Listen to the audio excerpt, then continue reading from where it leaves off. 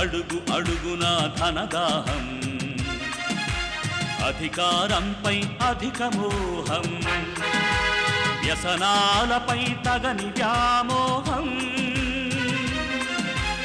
అడుగు అడుగునా ధనదాహం, అధికారంపై అధిక మోహం, వ్యసనాలపై తగని వ్యామోహం.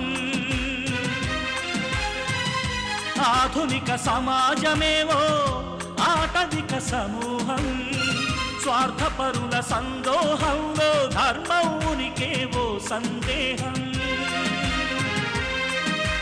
మనసున్న మనిషికి ప్రతి నిమిషం ఎదురయ్యేను ఓ పద్మవ్యూహం, పద్మవ్యూహం, పద్మవ్యూహం.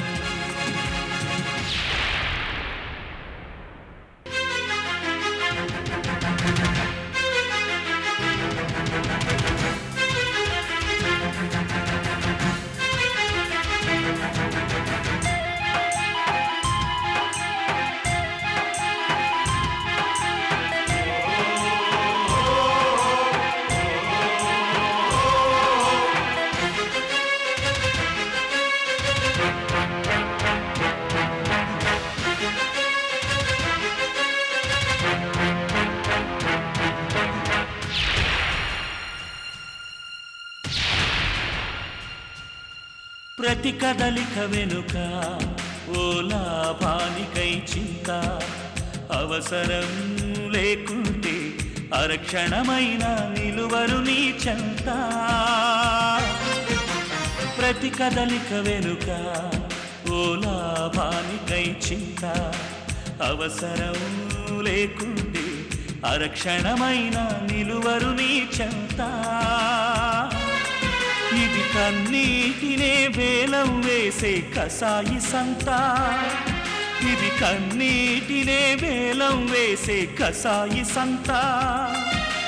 విలువలకై వెతుకులాట నేడొక పెద్ద వింత, విలువలకై వెతుకులాట నేడొక పెద్ద వింత.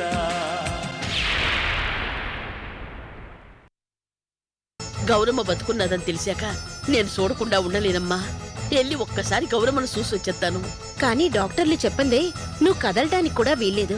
ఎలా వెళ్తావు పెంచలమ్మా? పర్వాలేదమ్మా, ఏదోలా డాక్టర్ని బతిమాలి ఓసారి చూసొచ్చేస్తాను. అదెలా కుదురుతుంది పెంచలమ్మా? నువ్వు కదిలే పరిస్థితిలో కూడా లేవు. నర్సమ్మా, నీకు పుణ్యం ఉంటాది గాని ఈ గొట్టాలయ్యి తీసేయమ్మా. ఒకసారి ఇంటికెళ్ళి మా గౌరమ్మను చూసొచ్చేస్తాను. అదేం కుదరదు, కుట్లు ఇంకా పచ్చిగానే ఉన్నాయి. మంచం దిగటానికే వీల్లేదంటే బయటికి వెళ్తానంటావా? అలాగంటే ఎలా నర్సమ్మా? ఇలాగెళ్ళి అలాగొచ్చేస్తాను. మా గౌరమ్మను ఒక్కసారి చూస్తే ఈ బాధలు నొప్పులు అన్నీ అయ్యేపోతాయి. నీకేమైనా పిచ్చా వెర్రా? చెప్తే వినిపించుకోవేంటి? డాక్టర్ గారు అంత ఇంట్రెస్ట్ తీసుకుని నీ ప్రాణాలు కాపాడారు. ఇప్పుడు నువ్వు కదిలితే పరిస్థితి మళ్ళీ మొదటికొస్తుంది. నేను కాదండలేదు నర్సమ్మా, అందుకే డాక్టర్ గారికి చెప్పుకో. నేను ఇలాగెళ్ళి అలాగొచ్చేస్తాను. పెంచలమ్మా, నువ్వు ఇలా గొడవ చేస్తే లాభం లేదు. గొడవ చేయను గాని ఒక్కసారి పంపించమ్మా. పెంచలమ్మా,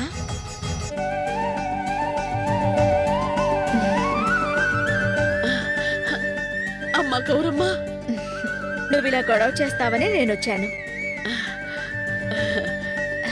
చాలా సంతోషమమ్మా. నువ్వు బతుకున్నావన్న ఒక్క మాటతో ఏనుగుల బలం వచ్చినట్టుందమ్మా. ఆనందంతో ఎగిరి గంతేయాలనిపిస్తుంది. ఆ పని మాత్రం చేయకు. ఇన్నాళ్ళు నువ్వు పక్కనున్నా తెలుసుకోలేకపోయావు. కూతుళ్ళ కోసం ఎంత బాగా నాటకం ఆడావమ్మా. అదంతా తాతయ్య గొప్పతనమే. కృష్ణవేణి చేసిన అన్యాయాలు బయటికి రావాలంటే కొన్నాళ్ల పాటు నువ్వు గౌరీవన్న విషయం మర్చిపోవాలి. అప్పుడే మనం అనుకున్నది సాధించగలుగుతామని గట్టిగా చెప్పారు. నేను ఆ మాట మీదే నిలబడ్డాను. తాతయ్య అంచనా తప్పలేదు. అనుకున్నట్టుగానే కృష్ణవేణి అన్యాయాలు బయటికొచ్చాయి. దోషిగా హంతకురాలిగా ముద్ర వేయించుకుని పారిపోయింది. నాకైతే వెంటనే వెళ్ళి కృష్ణవేణి ఎక్కడున్నా పట్టుకుని సంపి పారేయాలన్నంత కోపంగా ఉందమ్మా. పెంచలమ్మా, నువ్విప్పుడు పేషెంట్వి. అంతగా ఆవేశపడకూడదు. భగవంతుడు ఎవరినెలా శిక్షించాలో అలా శిక్షిస్తాడు. ఇంతకాలం కృష్ణవేణి పెట్టిన బాధలు గుర్తొచ్చి ఆ మాట అన్నానమ్మా, అంతే. ఇక నుంచి మనకు ఆ బాధలుండవు పెంచలమ్మా. అన్నీ మంచి రోజులే. నువ్వు తొందరలోనే ఇంటికొచ్చేస్తే అందరం కలిసి హాయిగా ఆనందంగా ఉండొచ్చు. తొందరలోనే ఏంటమ్మా, ఇలాగే ఇంటికొచ్చేసి కిచెన్ లో దూరిపోమన్నా నేను రెడీ. నువ్వు రెడీయే గాని డాక్టర్ గారు ఒప్పుకోవాలి కదా. పోండమ్మా. నేను రోజు వచ్చి నిన్ను చూసెళ్తుంటాను కానీ పూర్తిగా కోలుకునే వరకు ఇక్కడుండటమే మంచిది పెంచలమ్మా. అది కాదమ్మా, పెంచలమ్మా, నువ్వు చెప్పేకి ఇంక తిరిగే ఉందమ్మా. జరిగితే జ్వరం అంత సుఖం లేదని ఊరికే తిని పడుకోవడం తప్ప ఇక్కడ నాకు పని ఉన్నది. సరే అట్టాగే కానియండి. థ్యాంక్స్ రా రాజారావు. సమయానికి నువ్వు పరిస్థితిని అర్థం చేసుకుని సహాయం చేసి ఉండకపోతే ఈ నాటకం రక్తి కట్టి ఉండేది కాదు. నువ్వు చేసిన సహాయాన్ని జీవితాంతం గుర్తుంచుకుంటాను. అంత పెద్ద మాటలు ఎందుకు లేరా? అయినా నీకు నేను చేసిన సహాయం కాదు, సేవ. ఈ కొత్త స్టేట్మెంట్ ఏంట్రా? అవునరా, వ్యాపారంలో ఏబిసిడీలు తెలియని నన్ను కోటీశ్వరుని చేశావు. కార్పొరేట్ లెవెల్కి తీసుకెళ్ళావు. ఫుట్పాత్ మీద ఉండాల్సిన వాడిని ప్యాలెస్లో ఉండేలా చేశావు. స్నేహాన్ని మాటల్లోనే కాదు చేతల్లో కూడా చూపించావు. దేవుడు అడిగితేనే వరాలిస్తాడు. నువ్వు అడగకుండానే వరాలిచ్చి నన్ను ఇంతవాణ్ణి చేశావు. కాబట్టి దేవుడు లాంటి నీకు నేను చేసిన దాన్ని సహాయం అనకూడదు, సేవ అనాలి. అరే, ఏదో సహాయం చేసావన్నందుకు ఇంత ఫ్లాష్ బ్యాక్ చెప్పాలరా? అమ్మమ్మ, అలా తీసి పారేయకు. నీకవి చిన్న విషయాల్లాగే కనిపిస్తాయి, కానీ అవే నా జీవితాన్ని నిలబెట్టాయి. అంతేకాదు, తెలియకుండా నాకు మరో గొప్ప సాయం చేశావు. ఏమిట్రా? అదేరా, పిల్లలు లేని నాకు గౌరి లాంటి కూతుర్నిచ్చి నాన్న అని పిలిపించుకునే అదృష్టాన్ని కలిగించావు. కూతురు ప్రేమ ఎలా ఉంటుందో నాకు మొదటిసారి తెలిసిందిరా. తాతయ్య, ఆ, వచ్చావమ్మా, రా. చూడెవరొచ్చారో. అరే డాడీ, మీరెప్పుడొచ్చారు? గంట అయిందమ్మా వీడొచ్చి నా బ్రెయిన్ తింటున్నాడు. కరెక్ట్ గా టైంకి వచ్చి నన్ను సేవ్ చేశారు. డాడీ, నా పెద్ద కూతురు సుహిత, అది చిన్నది మిత్ర. నమస్కారం అండి. లక్ష్మీ సరస్వతుల్లా చక్కగా కళకళ్లాడుతూ ఉన్నారమ్మా. కానీ మీరు నన్ను అండి అంటాం మాత్రం ఏం బాగాలేదు. నేను కూడా మీ తాతయ్యనే కాబట్టి నన్ను అలాగే పిలవాలి. అలాగే తాతయ్య. కూర్చోండమ్మా. థ్యాంక్ యూ సో మచ్ తాతయ్య. దేనికమ్మా? టైంకి మీరు సహాయం చేశారు కాబట్టి మా అమ్మ మాకు దక్కింది. అదేం లేదమ్మా, ఈ విషయంలో నేను చేసిందేమీ లేదు. అంతా వీడి లీలే. ఈ నాటకం రచన, దర్శకత్వం అంతా వీడే. కాబట్టి ఈ సక్సెస్ కూడా వీడిదే. అందులో డౌట్ లేదు. ఇప్పుడే కాదు, మాకు ప్రాబ్లం వచ్చిన ప్రతిసారి తాతయ్యే సాల్వ్ చేశారు, మమ్మల్ని సేవ్ చేశారు. నా విషయంలో అయితే తాతయ్య చేసింది చాలా ఎక్కువ.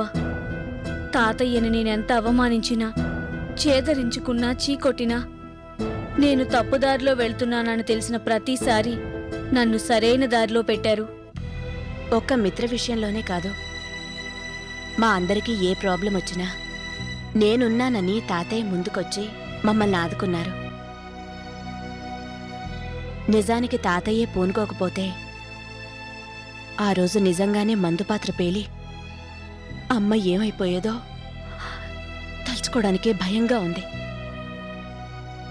అందుకే డాడీ, మా అందరికీ ఏ మంచి జరిగినా ఆ క్రెడిట్ అంతా తాతయ్యకే దక్కుతుంది. ఏంటమ్మా ఇది? అందరూ కలిసి కట్టగట్టుకుని నన్ను పొగడ్డమే కార్యక్రమంగా పెట్టుకున్నట్టున్నారు. కాసేపు ఆగితే శాల్వా కప్పి సన్మానం కూడా చేసేలా ఉన్నారు. నిజంగా నీకు సన్మానం చేయాల్సిందేరా. అయినా నువ్వు అన్నట్టు ఇవి ఉత్తుత్తి పొగడ్తలు కావు, జరిగిన విషయాలే, ఉన్న మాటలే. అమ్మా, వీడిని ఇలా వదిలేస్తే సాయంత్రం వరకు నన్ను పొగుడుతూనే ఉంటాడు. మనల్ని భోజనం కూడా చేయనివ్వడు. అమ్మా గౌరీ, మిమ్మల్ని అందరినీ ఇలా చూస్తుంటే, నేను మీలో ఒకరిని అనుకుంటుంటే చాలా ఆనందంగా ఉంది. మీరందరూ కలిసి ఓసారి ముంబై రండి, సరదాగా వారం రోజులుండి వెళ్దురు గాని. తప్పకుండా వస్తాను డాడీ. తండ్రి ప్రేమ ఎలా ఉంటుందో తెలియని నాకు ఆ ప్రేమ ఎంత గొప్పగా ఉంటుందో చూపించారు. ఆ అనుభూతిని ఎప్పటికీ మర్చిపోలేను. అదేమిటమ్మా, నువ్వెప్పటికీ నా కూతురువే. అదెప్పటికీ నీ ఇల్లే. నీ పుట్టింటికి నువ్వెప్పుడు రావాలనుకుంటే అప్పుడు రావచ్చమ్మా. వస్తుంది లేరా. అమ్మా మనం ఇంకొంచెం ఆలస్యం చేస్తే వాడు ఇప్పుడే మనల్ని అందరినీ ముంబై ఫ్లైట్ ఎక్కించేస్తాడు. ఆకలి దంచేస్తుంది. ముందు ఫోన్ చేద్దాం పదండి. రారా. భలే వాడివిరా.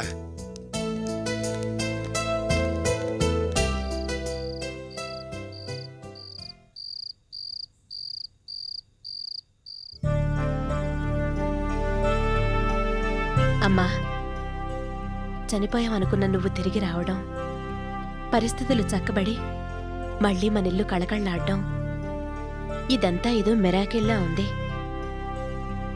తాతయ్యకి ముందుగా తెలిసింది కాబట్టి సరిపోయింది గాని లేకపోతే మధ్యలో మందుపాత్ర పేలి అనుకోనిదేదైనా జరుగుంటే తలుచుకుంటేనే భయంతో గుండెల్లో వణుకు పుడుతోందమ్మా.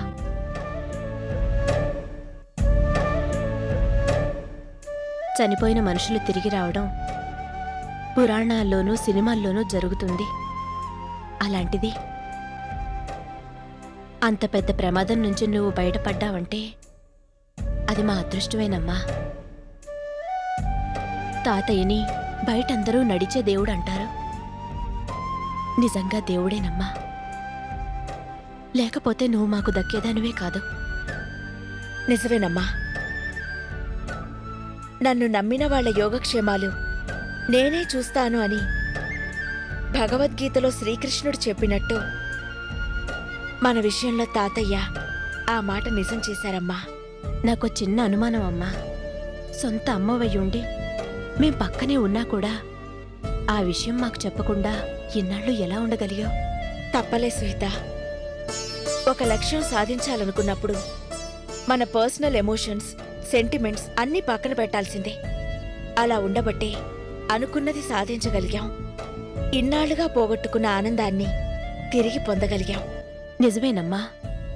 కానీ అమ్మవయ్యుండి మా దగ్గరే ఉంటూ ఆ విషయం బయటకు చెప్పుకోలేక నువ్వెంత మానసిక క్షోభ అనుభవించుంటావో నేను అర్థం చేసుకోగలను. నిజంగా నా పరిస్థితి అదే సుహిత. నేను చనిపోయానని తెలిసాక మీరు పడిన బాధలు, నువ్విల్లు వదిలి వెళ్ళిపోవడం, మిత్రని మోసం చేసి కృష్ణవేణి ఆస్తి మొత్తం రాయించుకోవడం, మిత్రని పని మనిషిలా చూడ్డం, మిమ్మల్ని అనరాని మాటలని బాధ పెట్టడం, ఇవన్నీ నాకెప్పటికప్పుడు తెలుస్తూనే ఉండేవి. ఆ విషయాలు తెలియగానే నా పిల్లల్ని ఇంత బాధ పెట్టే హక్కు కృష్ణవేణికి ఎవరిచ్చారని ఒక్కోసారి ఆవేశం పొంగుకొచ్చేది. నేను బతికే ఉన్నానని బయటపడిపోయి కృష్ణవేణికి బుద్ధొచ్చేలా చేయాలనిపించేది. అయినా తాతయ్య మాట గుర్తొచ్చి కోపాన్ని, ఆవేశాన్ని కంట్రోల్ చేసుకుని మనసును చిక్కబట్టుకుని బాధని అలాగే దిగమింగుకునేదాన్ని. మా కోసం ఎంత నరకం అనుభవించావమ్మా. మమ్మల్ని అంతగా ప్రేమించి మా కోసం అన్ని బాధలు పడిన నీకు ఏమిచ్చి నీ రుణం తీర్చుకోగలం? నీలాంటి గొప్ప అమ్మ కడుపున పుట్టినందుకు నిజంగా గర్వపడుతున్నానమ్మా. సుహిత, ఈ అమ్మని నువ్వెంతగా ప్రేమిస్తావో నాకు తెలుసు. ప్రాణమిచ్చే నీలాంటి కూతురి కోసం ఏ తల్లైనా అవసరమైతే ఎలాంటి బాధనైనా అనుభవించడానికి మానసికంగా సిద్ధపడుంటుందమ్మా.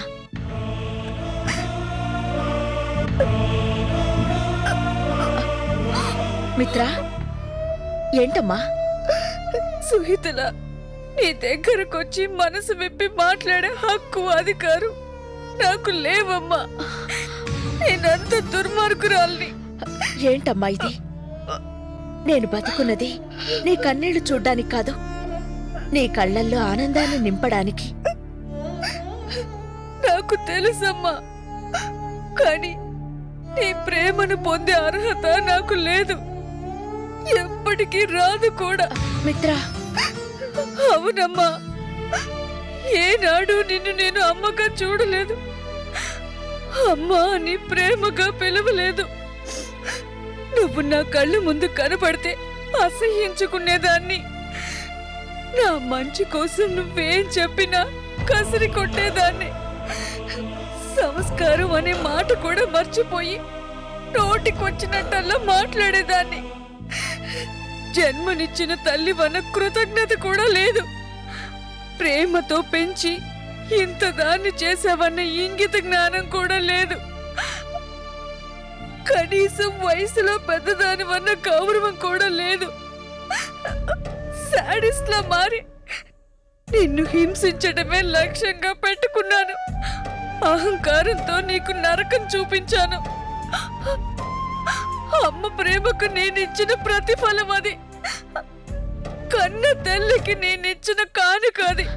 మిత్ర, ఏంటమ్మా ఇది?